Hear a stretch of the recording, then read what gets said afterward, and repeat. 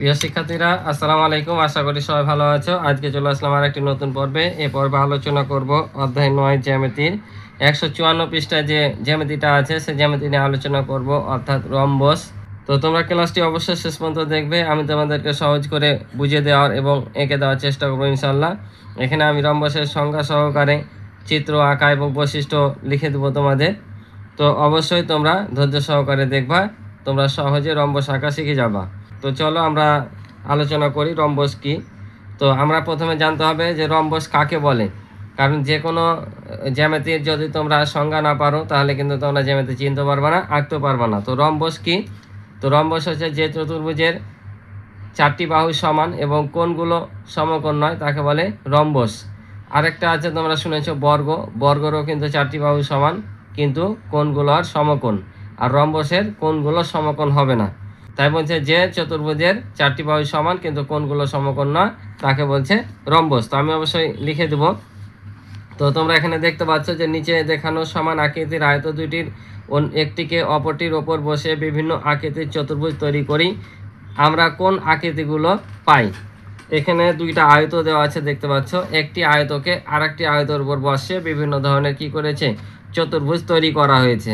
তো আমরা বললাম সংজ্ঞা অনুযায়ী কি যে চারটি বাহু সমান হবে কিন্তু কোণগুলো সমকোণ হবে না। সমকোণ বলতে কি এক সমকোণ, আর এক সমকোণ সমান 90 ডিগ্রি। 90 ডিগ্রি কোণটাকে বলা হয় যখন এই দুইটি বাহু একেবারে সমান থাকবে একটার উপর একটা, এই যে আঁকা বাঁকা না এভাবে আসবে, তখন এটাকে বলে সমকোণ। ঠিক আছে, কিন্তু এগুলো দেখো এটা বাঁকে গেছে, এদিকে কম এদিকে বেশি, এটা কিন্তু সমকোণ না। এটা কি বলছে? সমকোণ। যদি সমকোণ হয় তাহলে রম্বস, নাহলে রম্বস না। যেমন দেখো এখানে দেওয়া আছে এটা এটা এটা। এখন হচ্ছে বাহুগুলোর দৈর্ঘ্য পরিমাপ করি। বাহুগুলোর দৈর্ঘ্য পরিমাপ করা বলছি আমি, কিন্তু এটা কি? এটা হচ্ছে সামান্তরিক। আর এটা যদি বলি এটা কিন্তু বর্গ, এটাও একটি সামান্তরিক। বোঝা যায়? বলছে বাহুগুলোর দৈর্ঘ্য পরিমাপ করে আকৃতিগুলোর প্রত্যেকটি বাহুর দৈর্ঘ্য সমান, আবার বিপরীত বাহুগুলো পরস্পর সমান্তরাল। যে সামান্তরিকের প্রত্যেকটি বাহুর দৈর্ঘ্য সমান তাকে রম্বস বলে। বুঝলা? যেটা আমি বললাম যে যে চতুর্ভুজের চারটি বাহু সমান, যেভাবে বলো না কেন একই হিসাব। যে সামান্তরিকের প্রত্যেকটি বাহুর দৈর্ঘ্য সমান তাকে রম্বস বলে। বর্গ এক ধরনের কিন্তু রম্বস, এখানে বর্গকেও এক ধরনের রম্বস বলছে। কেন? কারণ এখানে সত্তা অনুযায়ী কি কি পাচ্ছি যে রম্বসের চারটি বাহু সমান এবং বিপরীত বাহুগুলো পরস্পর সমান ও সমান্তরাল।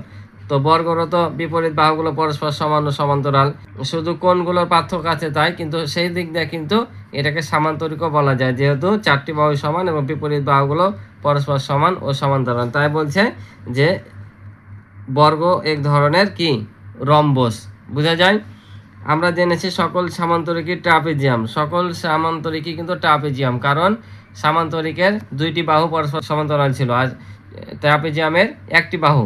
তো সামান্তরিকের তো একটি বাহু ট্রাপিজিয়াম, তো সামান্তরিকের তো এক জোড়া বাহু সমান্তরাল আছে, দুই জোড়া আছে, কিন্তু এক জোড়া তো সত্য অনুযায়ী পাচ্ছি, ওই জন্য সকল সামান্তরিক ছিল ট্রাপিজিয়াম। অনুরূপভাবে রম্বসও একটি ট্রাপিজিয়াম। তাই বলছে রম্বসও একটি ট্রাপিজিয়াম। কারণ কেন ট্রাপিজিয়াম? কারণ এখানে বলছে যে এই যে এক জোড়া বাহু সমান্তরাল, অর্থাৎ ট্রাপিজিয়ামের এক জোড়া বাহু সমান্তরাল, সে সত্য অনুযায়ী রম্বস সামান্তরিক এগুলো এক জোড়া বাহু সমান্তরাল আছে, তাই রম্বসকে বলছে একটি ট্রাপিজিয়াম। বুঝতে পারছো? কারণ রম্বসের সামান্তরিকের এগুলোর এক জোড়া বাহু সমান্তরাল পাচ্ছি, দুই জোড়া বাহু সমান্তরাল কিন্তু কমপক্ষে তো এক জোড়া পাচ্ছি, সে অনুযায়ী ট্রাপিজিয়াম। তো তোমরা এখানে কাগজ কেটে তোমরা বসিয়ে দেখবা বিভিন্ন ধরনের তোমাদের সামান্তরিক বর্গ আসবে। তো এখন তোমাদের পরীক্ষায় যেটা থাকবে সেটা হচ্ছে যে রম্বস আঁকতে হবে এবং রম্বসের বৈশিষ্ট্যগুলো তোমাদের লিখতে হবে। তো আমি এখন তোমাদের রম্বস এঁকে দেবো এবং রম্বসের সংজ্ঞা অর্থাৎ কাকে বলে এবং বৈশিষ্ট্যগুলো এঁকে দেবো। তো চলো আমরা সরাসরি খাতায় যাই। তো দেখো এখানে কেমন থাকবে, এভাবে তোমাদের দিবে প্রশ্ন যে 4 সেন্টিমিটার বাহু ও 60 ডিগ্রি কোণ বিশিষ্ট একটি রম্বস আঁকো এবং অঙ্কিত চিত্রের বৈশিষ্ট্য লিখো। এভাবে কিন্তু তোমাদের একটি প্রশ্ন লিখতে দিবে। ঠিক আছে, তো আমি এখানে তোমাদের রম্বস কাকে বলে সেটা আগে লিখে দিই। দেখো যে সংজ্ঞাটা আমি বললাম ওটা লিখে দিলাম জাস্ট, যে রম্বস যে চতুর্ভুজের চারটি বাহুই সমান কিন্তু কোণগুলো সমকোণ নয় তাকে রম্বস বলে।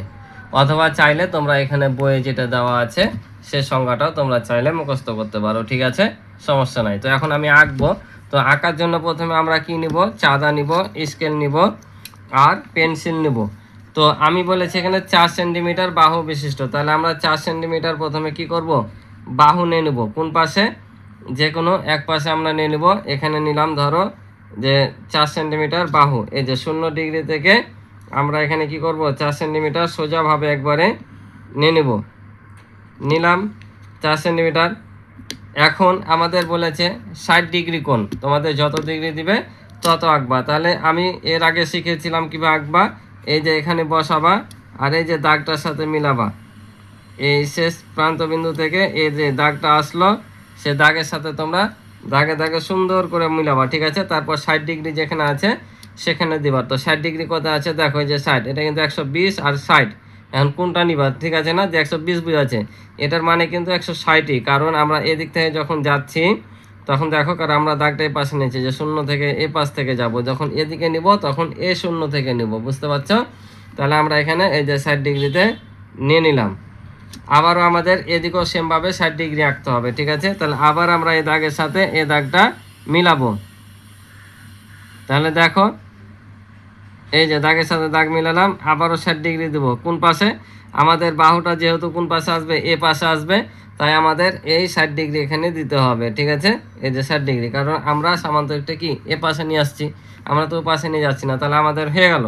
এখন 4 সেন্টিমিটার বলেছে, আমরা এ বিন্দু থেকে এই বিন্দু পর্যন্ত মিলিয়ে 4 সেন্টিমিটার নিব। তো স্কেল যেহেতু 4 সেন্টিমিটার এখান পর্যন্ত ধরলে এই পর্যন্ত আসছে না, তাই আমরা যে কোনো একটা বিন্দুকে 0 ধরে নেব। অর্থাৎ এই যে 8-এর এখানে মনে করো 8টা এখন 0, এটার সাথে মিলিয়ে এখান পর্যন্ত আমরা কত সেন্টিমিটার নেব, 4 সেন্টিমিটার। এই যে 1 2 3 4, অর্থাৎ এই যে এখান পর্যন্ত আমরা দাগ টেনে দেবো। তাহলে হলো না, এটা যদি 0 হয় তাহলে 1 2 3 4, বুঝতে পারছো। এদিকেও সেমভাবে আমরা এখানে মিলাবো, আমরা যে কোনো একটা সংখ্যাকে 0 বিবেচনা করে নিতে পারো। এই যে মিলিয়ে নিলাম, এখন এই যে 4 এই পর্যন্ত টেনে দিলাম, ঠিক আছে। এখন যদি আমরা এটা মিলিয়ে দিই তাহলে আমাদের সুন্দরভাবে একটা রম্বস হয়ে যাবে। দেখো এই বিন্দুর সাথে মিলিয়ে কেটে দেওয়া, ঠিক আছে। এই যে তোমরা যদি এটা মিলাও এখন মাপো, তাও দেখো 4 সেন্টিমিটার হবে, যে দেখো হয়েছে, এটা অটোমেটিকই 4 সেন্টিমিটার আমাদের মিলে যাবে। তাহলে আমাদের সুন্দর দেখো একটা রম্বস হয়ে গেল। আশা করি তোমরা আঁকতে পারবে। রম্বস আরও বিভিন্নভাবে আঁকার নিয়ম আছে, তবে আমি মনে করি এইভাবে আঁকলে তোমাদের জন্য সহজ হবে। তাহলে এখানে একটু তোমরা নাম দিয়ে দেবা, যে ক খ, এটা গ, আর এখানে ঘ, ঠিক আছে। লিখতে পারো যে চিত্রে ক খ গ ঘ একটি কি রম্বস, বোঝা যায়। আশা করি বুঝতে পারছো আঁকাটা। এখন চলো আমি তোমাদের বৈশিষ্ট্য লিখে দিই। তো দেখো আমি বৈশিষ্ট্যগুলো এখানে লিখে দিলাম, আমি পরের পৃষ্ঠায় না যাওয়ার কারণে এখানে লিখে দিলাম, তোমরা নিচে লিখবা, ঠিক আছে। তো এখানে আমি 6টি বৈশিষ্ট্য লিখে দিয়েছি। তোমাদের পরীক্ষায় 3টি করে লিখতে হয়, আর উল্লেখ করে যদি দেয় যে কয়টা তোমাদের লিখতে বলবে তোমরা এখান থেকে দিয়ে দিবা, কিন্তু আমি 6টা দিয়েছি। তোমাদের যে কয়টা সহজ মনে হয় 3টে 4টা মুখস্থ করবা। যে এর 4টি বাহুই সমান, এখানে সবটি কিন্তু সহজই আছে, কঠিন না। আর তোমরা যদি বড় করার জন্য আরও একসাথে জোড়া জোড়া করে 2টা লিখে দিতে পারো, যেমন এর 4টি বাহু 4টি শীর্ষবিন্দু আছে, এই 2টাকে এক জায়গাতে করে দিলা, আরও ভালো হবে, তোমাদের স্যাররা আরও তোমাদের ভালো বিবেচনা করবে। তাই এর 4টি বাহু সমান, এর 4টি কোণ আছে, 4টি শীর্ষবিন্দু আছে, 2টি কর্ণ আছে, বিপরীত কোণগুলো সমান, 4 কোণের সমষ্টি 360 ডিগ্রি, ঠিক আছে। আমি কর্ণ কি এগুলো বুঝেছিলাম। কর্ণ হচ্ছে এই 2টা যোগ করলে যেটা পাবো সেটাকে বলছে কর্ণ। শীর্ষবিন্দু হচ্ছে যেগুলো একটা শীর্ষবিন্দু, আর কোণ বাহুটা আমরা চিনি। তো আশা করি তোমরা বুঝেছো। তো আজকে এ পর্যন্ত ছিল পর্বে অঙ্ক। ক্লাসটি ভালো লাগলে এবং এখান থেকে কিছু শেখা থাকলে অবশ্যই চ্যানেলটি সাবস্ক্রাইব করে আমার পাশে থাকবে, এবং ভিডিও ভালো লাগলে একটি লাইক করে দিবে। আর ইতিপূর্বে যারা চ্যানেলটি সাবস্ক্রাইব করে রেখেছো তাদেরকে অসংখ্য ধন্যবাদ। তো দেখা হবে পরবর্তী নতুন পর্বে। আল্লাহ হাফেজ।